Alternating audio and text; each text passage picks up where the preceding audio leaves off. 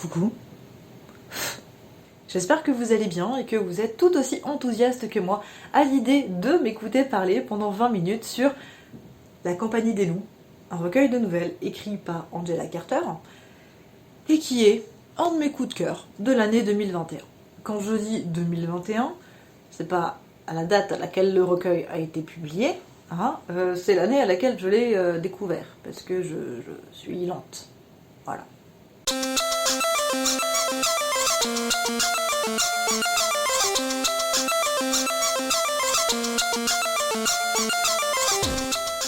Alors, on doit notamment à Carter Heroes and Villains, La femme sadienne et Les machines à désir infernal du Dr Hoffman.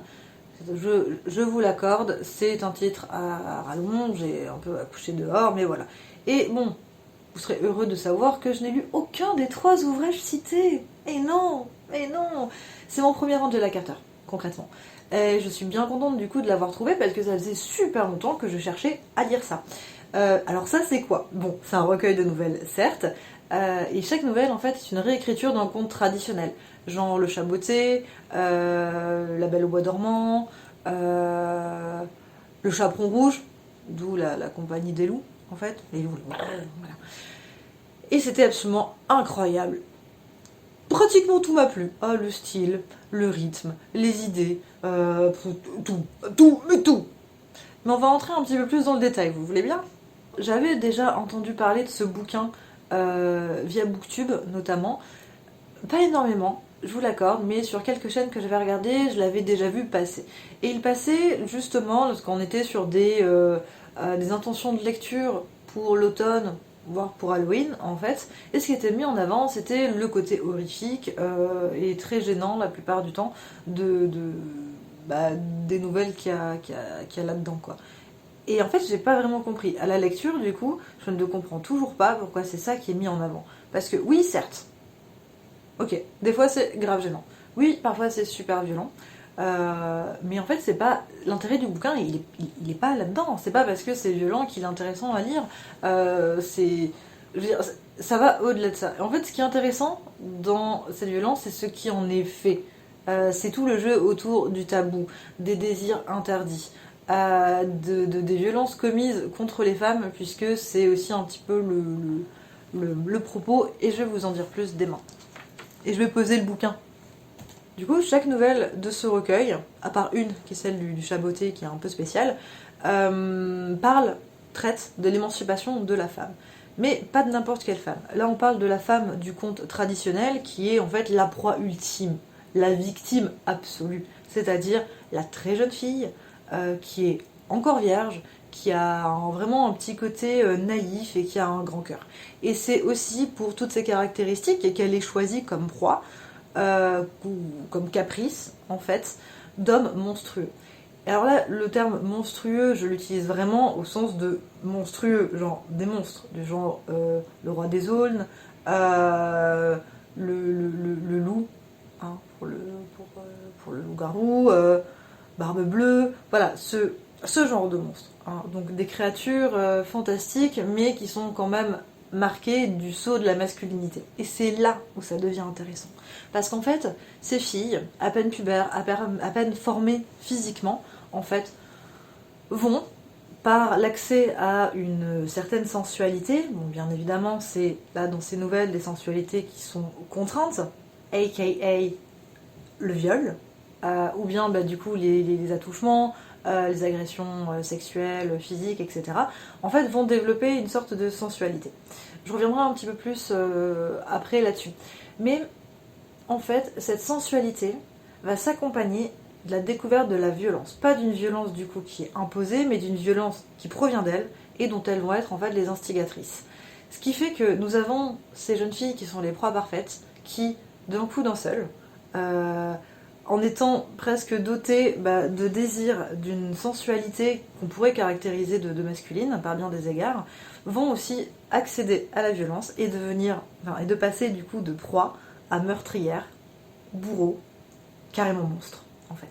Du coup, ces jeunes filles, en fait, elles vont tuer, elles vont mutiler, elles vont enfermer leur prédateur, parfois même du coup avec la complicité du prédateur, parce qu'il y a une sorte de destin, il y a une sorte d'inéluctable en fait qui se dégage de ces nouvelles dans le sort qui est aussi celui des monstres en fait. Il y en a pratiquement aucun qui va tenter de se débattre, et à chaque fois c'est une femme qui va venir le sceller en fait, l'abattre, le mettre à genoux finalement. Et du coup, c'est vraiment des récits qui se veulent être triomphants. D'autant plus que ces victimes devenues bourreaux ne ressentent aucune culpabilité. Tant cette violence qu'elles sont en train de faire sont pas forcément vues comme des conséquences directes. On n'est pas dans une espèce de porn and revenge, hein. De porn and revenge, n'importe quoi, de rape and revenge, pardon. On est davantage dans une idée de conséquences. Encore une fois, cette chose inéluctable qui arrive, en mode bon, tu me donnes accès au pouvoir, à la violence, je vais l'exercer. Pas pour te punir, pas pour me venger, mais pour me sortir de cette situation. Ou bien parce que simplement c'est ma nature maintenant. Et je trouve que cette idée, en fait, est plutôt intéressante à travailler. Alors, tout n'est pas forcément bon à prendre, encore une fois, je vais y revenir, mais dans cette espèce de découverte de la violence par la découverte de la sensualité, je trouve l'idée plutôt bien faite. Certes, elle n'est pas entièrement novatrice, mais elle est bien faite. Concrètement, moi je veux dire, mon point de vue purement moral et d'un point de vue féminin, j'adhère très peu à cette espèce de lien immédiat entre découverte de la sensualité et violence, d'autant plus que là, en fait, la découverte de la sensualité, elle est jamais en autonomie, elle est jamais consentie, elle est toujours imposée à travers des sévices sexuels, globalement. Et donc, j'ai un peu de mal avec ça, mais d'un autre côté, ça fait sens dans la mesure où la virginité, ici, et je veux dire de manière assez traditionnelle, est vue comme une sorte de protection, une sorte de privilège, d'avantage, qui est supposé garantir à la jeune fille en fait en bon destin une belle vie. Et justement, ce qui est absolument toujours terrible et terrifiant dans les contes traditionnels, c'est que ces victimes-là, on les prive de leur virginité de manière, dans les contes traditionnels, de manière très symbolique en fait, elles ne sont plus protégées. Et en fait, du coup, je trouve que c'est assez paradoxal quelque part, puisque on est ici à la fois dans une sorte d'idée que la virginité protège, mais c'est aussi celle qui te révèle en tant que cible, globalement. Alors je sais pas si c'est vu comme une espèce d'épreuve, car il faut protéger sa virginité, donc avec l'idée d'une responsabilité qui est portée par la détentrice de la dite virginité. Alors, je sais pas trop. Mais d'ailleurs, je vais vous lire un passage qui m'a un peu troublée sur cette question de virginité. C'est un peu bizarre, cette description. Elle se tient et se déplace à l'intérieur d'un pentacle invisible de sa propre virginité. Elle est en œuf intact. Elle est un vaisseau scellé. Elle possède à l'intérieur d'elle-même un espace magique dont l'entrée est hermétiquement close, d'un bouchon membraneux. Elle est un système fermé. Elle ne sait pas frissonner. Elle a son couteau et n'a peur de rien. Et donc du coup, je suis pas... Je veux dire, physiologiquement, c'est un peu des conneries, hein, parce que, bon, l'hymen, c'est pas un bouchon de liège qui est dans la techa, hein, non, ce n'est pas ça, l'hymen. Un petit lien en barre d'infos éducatif sur c'est quoi l'hymen, c'est quoi la virginité, en fait. Ça fait jamais de mal. Mais au-delà de ça, ce que je trouve un peu intéressant ici, c'est que, certes, ça reste quand même des grosses conneries autour de la virginité. Autant, je veux dire, symboliquement, ça amorce et ça explique pourquoi est-ce que c'est le déclencheur du viol ou du sévice sexuel qui, en fait, va libérer la violence. Là, comme l'écrit Carter, c'est la virginité, cette sorte d'idée d'œuf intact, clos, etc., bon, certes, garantie de la peur, donc on peut y lire d'abord l'idée d'une sorte de naïveté, de candeur, etc. Moi, j'y lis autre chose. J'y lis plutôt l'idée que tout ce qui est à l'intérieur n'est pas connu, ni même de la personne qui gère ça, de la personne en fait vierge, qu'elle a tout un monde à l'intérieur qui est globalement inconnu, et que c'est à partir du moment où il y a une brèche, donc avec toute cette idée de rupture qui est amorcée par l'œuf intact, par la membrane, par le vaisseau qui est scellé, à partir du moment où il y a une irruption à l'intérieur, on va avoir un peu genre une espèce de déversoir, et là pour le coup c'est un déversoir de violence finalement. Donc en fait cette protection qu'initialement là on peut lire comme étant une protection de l'enfant qui est doté d'une sorte d'aura qui traverse la forêt sans peur et sur qui en fait, et que rien ne peut atteindre, si ce n'est, les phrases d'après, c'est là, en gros, la forêt se referme sur elle comme une mâchoire, donc cette idée où la chose va se faire broyer. En fait, c'est là, on est presque dans l'idée inverse où c'est cette virginité qui protège le monde extérieur, pardon. Faut vraiment que je commence à articuler dans cette vidéo, c'est plus possible. Hein. En fait, je trouve qu'il y a vraiment de quoi interpréter dans toutes ces nouvelles finalement. Et bon, en soi, je suis pas forcément, comme je vous l'ai dit, d'accord tout le temps de manière morale sur ce qui se produit, d'autant plus que ça se produit, reproduit, parce que ça reste quand même le propos, c'est un peu genre l'illustration, on va dire. Mais dans tous les cas, le style me fait complètement tout oublier. Et ça m'arrive pas forcément souvent, quand j'ai un peu des petites tensions comme ça, que je tique un peu sur quelque chose, que le style me fasse complètement oublier les quelques récriminations que j'ai. Et le style, justement, on va en parler. Angela Carter, elle est souvent rangée dans la catégorie réalisme magique, hein, pas fantastique. Et donc c'est vrai que moi je suis pas très très habituée à cette littérature-là.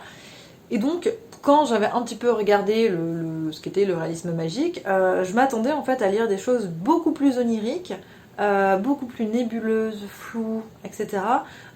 Et en fait ça n'a pas été le cas parce que les précisions sont d'une méticulosité, d'une précision qui sont mais absolument fantastiques et qui viennent complètement casser tout l'enrobage du conte qui parfois reste pas clair. Et même dans la nouvelle qui est... Enfin il y a deux nouvelles qui sont très, très étranges. Une qui est extrêmement courte, qui est vraiment bizarre. J'en parlerai pas, je vous mettrai en lien de quelle nouvelle il s'agit. Vous irez la lire, je peux pas en parler, elle fait genre une page et demie, un truc comme ça, mais trop bizarre pour en parler. Là comme ça. Et l'autre en fait c'est celle qui porte sur le roi des aulnes et je me rappelle plus le nom de la nouvelle. Booktubeuse en carton. Et bref, du coup elles sont un peu étranges et colleraient plus pour moi ce que j'imaginais dans le réalisme magique, à vrai dire. Tandis que les autres sont, je trouve, certaines sont plus dans le style gothique, d'autres sont dans une espèce de réalisme enchanté, je sais pas exactement comment décrire ça. Mais bon, c'est vrai que j'ai un peu de mal aussi à voir exactement pourquoi elle est rangée dans cette catégorie. Mais c'est pas ça qui est très très important finalement. Ce qui est important, pour moi en tout cas, c'est la puissance évocatrice du style. Alors ça on la doit notamment à un phrasé qui est quasi lyrique. Bon, c'est pas du Lautréamont, mais je trouve que ça reste quand même très lyrique. Avec aussi des associations d'images qui sont très surprenantes et qui donnent en fait beaucoup à voir et aussi du coup à interpréter forcément. Alors effectivement il y a, ça je le regrette un peu, il y a quelques métaphores qui sont énormément utilisées alors que ce sont des métaphores qui vraiment sont éculées au bout d'un moment. Mais le reste en fait le contrebalance assez bien. Je vais vous lire un extrait. Alors qui n'est pas forcément représentatif de son style, si ce n'est sur les descriptions, qui sont très minutieuses comme vous allez le voir. Mais en fait, je pense que cet extrait peut vous donner envie de le lire et j'ai un petit peu aussi envie de le commenter pour vous montrer comment est-ce que les éléments horrifiques, ou en tout cas un peu glauques, en fait, sont amenés et comment ils sont toujours contrebalancés avec justement ces questions de désir, de sensualité. Encore une fois, là, c'est pas forcément le meilleur passage, mais j'essaye de conjuguer les deux. Voilà, donc là, on n'est pas sur la nouvelle qui est la plus sensuelle, alors que concrètement, c'est celle qui s'y prête le plus, puisque donc c'est une réécriture de La Belle au bois dormant, qui là s'intitule La maison de la dame d'amour, ou La dame d'amour de la maison. Je vérifie de suite, car j'ai un peu oublié le titre, je me mélange les pinceaux. Non, La dame de la maison d'amour, qui est globalement une comtesse vampire.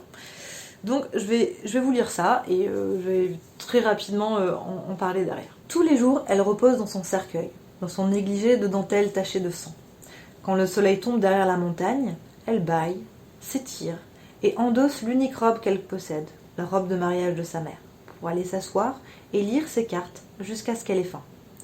Elle abomine ce qu'elle mange. Elle aurait aimé ramener les lapins à la maison avec elle, les nourrir de laitue, les cajoler et leur faire un nid dans son écritoire chinoise rouge et noire. Mais sa faim la submerge toujours. Elle plonge ses crocs dans le cou, où une artère palpite de terreur. Elle jettera la peau flasque dont elle aura extrait tout ce qu'il y a de nourrissant, avec un petit cri de chagrin et de dégoût à la fois. Et c'est la même chose avec les bergers et les jeunes gitans qui, ignorants ou téméraires, viennent laver la poussière de leurs pieds à l'eau de la fontaine. La gouvernante de la comtesse les conduit au boudoir où les cartes, étalées sur la table, font toujours apparaître la faucheuse inexorable. La comtesse en personne leur servira le café dans de minuscules tasses précieuses et fêlées avec de petits gâteaux au sucre. Les blancs-becs restent assis là, tasse débordante dans une main, biscuit dans l'autre, regardant bouche bée la comtesse dans sa belle robe de satin, qui verse d'une cafetière en argent, et bavarde distraitement pour les mettre en confiance. Une confiance qui leur sera fatale. Une certaine immobilité désolée dans son regard indique qu'elle est inconsolable. Elle aimerait caresser leurs minces joues brunes, leurs chevelures en désordre. Quand elle les prend par la main pour les conduire à sa chambre, ils n'osent croire à cette bonne fortune. Par la suite, la gouvernante viendra faire un petit tas bien net avec les restes et les emballera dans les vêtements abandonnés. Ce colis mortel, elle ira discrètement l'enfouir au jardin. Le sang sur les genoux de la comtesse sera mêlé de larmes. Sa gouvernante lui nettoie les ongles à l'aide d'un petit cure-dent d'argent pour les débarrasser des fragments de peau et d'os qui y sont logés. On a donc ici la description de la routine de la comtesse, une routine de laquelle, et là vous ne l'avez pas dans l'extrait, même le hasard est absent. Donc en fait la comtesse, chaque fois qu'elle est en train de tirer ses cartes, parce qu'elle fait du tarot, chaque fois qu'elle tire ses cartes de tarot, les mêmes cartes lui sortent concernant son destin. Donc là, encore une fois, c'est un peu l'idée du vampire qui est bloqué quelque part dans le temps et qui a une nature qui ne peut pas évoluer. Et du coup, ça va être tout le propos de la nouvelle, de cette lutte que la comtesse essaye d'avoir contre ses instincts, finalement, et la résolution. Donc, qu'est-ce qui se passe quand elle parvient à vaincre son instinct, en gros. Donc ce que j'avais beaucoup aimé dans ce passage, c'est qu'on avait cette opposition très franche entre un désir sensuel, là vraiment au sens de sens en fait. Il y a beaucoup d'adjectifs en relation avec le toucher, globalement, ou avec le fait de prendre soin, qui sont mis en parallèle dans un... C'est peut-être un peu trop fort de parler d'oxymore, mais en tout cas dans une intention oxymorique où pour le coup on a de l'autre côté des trucs qui sont plutôt genre sanglants, etc. Donc ceux que j'avais là relevés vite fait, donc j'en dis 2-3 comme ça. Par rapport au lapin, on a cajoler, / après plonger ses crocs, on a nourrir le lapin de laitue, qui est un super acte, super mignon, qui est très imagé, on va faire ah, le petit lapin mignon, et là après genre paf, l'artère qui palpite de l'intérieur, là, tac, tout niqué le pinot, il est mort. Et par rapport aux hommes, ensuite on a caressé, genre touché, amené, tiré par la main, et avec ce qui reste d'eux, leur reste, les vêtements abandonnés, le sang et les os qui sont glissés sous les ongles de la comtesse, et dont la gouvernante prend soin. Je trouve qu'il y a aussi cette idée un peu géniale, genre de garder une sorte de bonne tenue, une sorte de sublime, alors que l'horreur vient de se passer et que la comtesse est littéralement en train de sangloter. Non pas qu'elle elle-même se trouve monstrueuse, mais que ses actes en fait sont absolument monstrueux et que ce n'était pas ce qu'elle voulait finalement. Pour sa sensualité, elle voit complètement autre chose que ça, mais bon, nécessité fait loi, il faut bien qu'elle boulotte des gens. Un mot pour finir sur le rythme. Les nouvelles sont à peu près de longueur équivalente, sauf une qui est genre bien plus courte. Je l'ai citée, 1 page et demie, 2 pages et demie peut-être, grand max. Sinon, les autres, ouais, à peu près la même taille. Et en plus, on rentre super facilement dedans. Donc ça, bon, c'est aidé parce que les titres sont suffisamment évocateurs pour que la plupart du temps, on sache de quel conte il va s'agir. Certains sont un petit peu plus nébuleux. Comme là par exemple la dame de la maison d'amour, moi j'avais dû attendre à peu près un peu plus de la moitié de la nouvelle pour comprendre qu'il s'agissait de la Belle au bois dormant. En fait il y a une sorte d'indice et d'accumulation d'éléments, et on se rend compte que oui c'est ça. D'autres sont beaucoup plus évidentes, par exemple sur La Belle et la Bête il y en a deux, il y a 2 nouvelles qui se suivent autour de ce conte-là. Ce qui est sympa aussi en termes de structure, de rythme, c'est qu'on a un détournement complet du rôle moralisateur du conte, ce qui fait qu'en final il n'y a jamais une sorte de moralité, ça ouvre sur autre chose et c'est bien souvent donc du coup des fins ouvertes. Je pense que j'ai globalement dit ce que j'avais à dire sur ce bouquin, donc j'espère que ça n'a pas été trop long. Et puis même si c'est trop long, je ne m'en excuse pas parce que ce bouquin mériterait en fait qu'on en parle pendant des heures et des heures. J'essaye de rester le plus fixe possible. Remercie-moi.